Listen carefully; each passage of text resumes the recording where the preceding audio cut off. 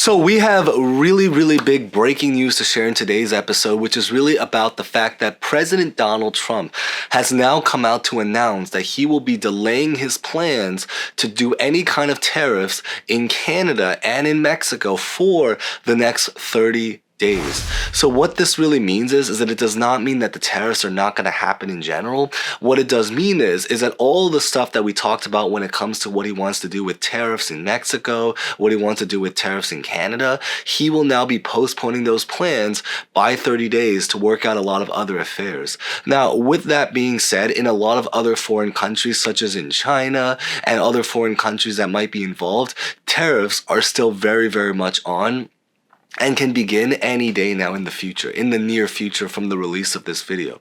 We don't know what's going to be happening, obviously, because the future has not happened yet, but for the next 30 days at least, they will be safe. So Canada, in this case, Canada and Mexico, will be safe from any potential tariffs. We will be getting more updates and we hope to potentially share them in the near future. So if you guys appreciate that, maybe consider subscribing and hitting the bell. But the big idea is that I'd love to also hear your particular thoughts about what you think is going to play out, especially after these 30 days. Do you think that Trump might be just bluffing in general and that after 30 days he's going to dismiss all these plans of doing tariffs in Mexico and Canada? Or maybe he's actually genuinely going to implement tariffs after these 30 days go on, but he's just using this as a negotiation tactic for the next 30 days to delay a lot of the things that are happening. Of course, we're going to have to see by that. But in today's video, what I really want to talk about is really covering the latest of this story of what's been happening with Trump's tariffs. I want to talk a little bit about how Canada responded, how Mexico responded, how other foreign countries also responded, and then maybe ending this by talking a little bit about this significance about how this is going to impact our daily lives, since that is probably going to be the part of the video that is the most relevant, which is really talking about why should we care, why it's important, how we will be impacted, because there are a lot of areas of our lives, such as inflation, interest rates, and everything going on in the economy, jobs, that will have an impact to what ultimately goes on with his tariff plans. So that being said, like just mentioned, like, comment, subscribe, hit the bell, and let's get started. So the background story to what's been going on in the world of tariffs over the last several days, which we've been receiving news every single day for the last several days, is really that it started really in Mexico, where essentially Mexico made a response to Trump when he announced that he was going to tariff them. And long story short is, and we're going to talk about what that response is in a little bit, so stay tuned. But based off of the response that Mexico made, he as in Donald Trump, decided to end up delaying his tariff plans for 30 days. Afterwards, we ended up having Canada make their response and retaliate against Trump for what he did. And so we're going to talk once again about what those responses are. But from those responses, essentially it started with Mexico, and then it went to Canada, where now both countries are now responding by essentially negotiating with Trump so that Trump is now going to be delaying his plans for the next 30 days. To be fair, it does make a lot of sense that it would be those two countries, because those two countries, aside from the fact that they're one of the biggest exporters/importers of foreign goods into America, they're also countries that receive the highest amount of tariffs, being around 25%, whereas a lot of the other countries, such as China, received only about 10%. So what this does mean is that in a lot of other countries as well, I think it's really important to notice that while it is being delayed in Canada and Mexico, a lot of the other foreign countries, like China, and the most notable in this situation, tariffs are still very much happening, at least as of the time, again, making of this video. Maybe somewhere down the line we end up receiving a response from China, but at this current time period we haven't really heard anything about it from China. So that's really the story to what's been happening.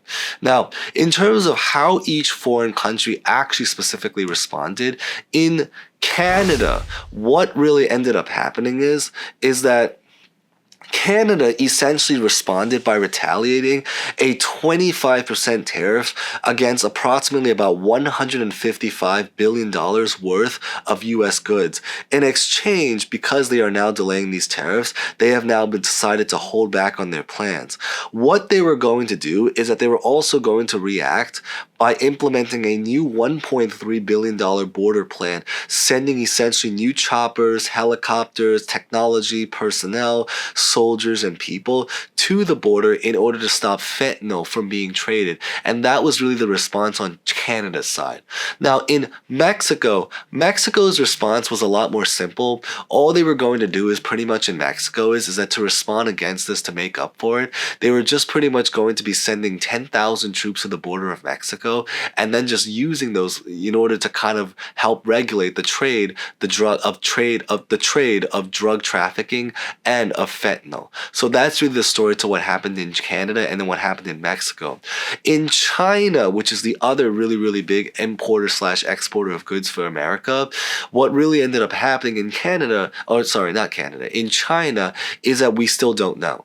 In Canada, we still do not have a response about what they're going to do yet. Hopefully, we will be sharing more videos in future episodes if we do end up getting a response from China. So if you guys haven't done so, maybe consider subscribing so you guys get updated when we do hear a response from China. But those are pretty much the stories and breaking news to cover the three main countries of what's been happening and how they responded to Trump's tariffs and what's been going on right now. So now, in terms of what is his plan going forward, or what is actually going to be happening over the next 30 days, now that we know he's been delaying those plans for 30 days, the idea really is that his plans currently is that he wants to use this essentially in order to create and buy more time to negotiate with the president of Mexico, with the president of Canada, in order to try to get more of what he wants. This one is really, this part of the story is really up to debate, so I'd love to hear your comments about this. But the idea is that there is a lot of people, or there are a lot of people right now that are thinking that he might simply be bluffing, in the sense that he's just using this as a negotiation tactic, and that after these 30 days go on, literally nothing is going to happen. This whole thing was just pretty much a bluff. There are also a lot of people that believe that he might actually very much go through with it, and that in the end, you know, after 30 days goes by, he will end up landing an agreement and ultimately end up tariffing Canada and Mexico with that 25% tariff. There are also other belief that maybe what ends up happening is that they end up negotiating something, so they still very much do tariffs, but they simply lower the tariffs. So instead of doing a 25% tariff, now they're just going to be doing a smaller tariff, maybe just around 10 to 15%. But again, all of this stuff is really up to discussion, so that's why I'd love to hear your comments about what you think will ultimately end up happening. It would be really nice to maybe look back on this in the future to see how well these comments and videos age. I think it would just be an interesting insight. Now, the motivation behind why he wants to do all of this, or wants to do the tariff plans in general, is really about the fact that right now he wants to focus, and again, this is all coming from his words, is that he wants to boost US manufacturing and domestic productivity. In other words, he wants to bring all of the manufacturing, all of the goods, and everything that we do to produce them into the US, so we don't have to now rely on foreign countries. To him, and again, the key word is to him, because this is just what he specifically stated, is that he believes that it will create a better economy, it's going to protect a lot of jobs and bring work into America, and it's also going to raise a lot of tax revenues as well for our country. And I think that's really the biggest motivation to why he really believes and supports these tariffs, and he's trying to get them through. But again, we don't know what's actually going to happen, but that's just according to him.